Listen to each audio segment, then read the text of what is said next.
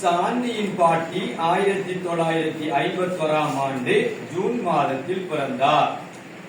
2011ஆம் வருடம் பாட்டியின் பிறந்த தினம் கொண்டாடப்பட்ட போது பாட்டியின் வயது சாந்தியின் வயதின் 6 மடங்காக இருந்தது. அவ்வாறெனில் சாந்தி பிறந்த வருடம் யாது? பாருங்க, சாந்தியின் பாட்டி 1951ஆம் ஆண்டு பிறந்திருக்கும்.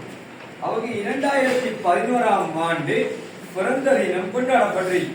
அப்ப என்ன செய்வோம்னா 2011ஆம் ஆண்டோட ஆண்டுல இருந்து 2011ஆம் ஆண்டுல இருந்து 1951ஆம் ஆண்டு கழிச்சோம்னு சொன்னா பாட்டி பிறந்த நாள் கொண்டாடக்கூட எத்தனையாவது பிறந்த நாள் கொண்டாடுறா அவரோட வயசு எத்தனை கண்டுபிடிக்கலாம்.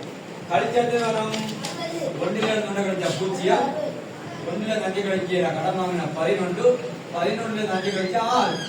என்ன அப்ப 60 வருது. 9ல இருந்து 9 கழிச்சா பூச்சியும், 1ல இருந்து 1 கழிச்சா பூச்சி. பாட்டிய வயசு 2011ஆம் ஆண்டு 60 வயசு.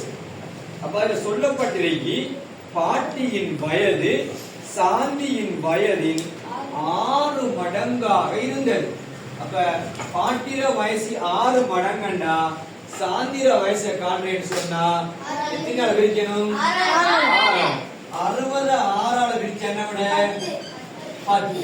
அப்ப சாந்திர வயசு 10. 2011ஆம் ஆண்டு சாந்திர வயசு 10. 2011ஆம் ஆண்டுல இருந்து 10 கழிச்சா சாந்தி எப்ப பிறந்தாடோ 2011ஆம் ஆண்டு 10 வயசு சொன்னா அவட பிறந்த தினத்தை கண்டுபிடிக்கிறேன்னு சொன்னா பிறந்த ஆண்டை கண்டுபிடிக்கிறேன்னு சொன்னா 10 கழிக்கணும். கழிச்சா 2011ல இருந்து 10 கழிச்சா 2001. இதுதான் சாந்தி பிறந்த வருடம். சரி.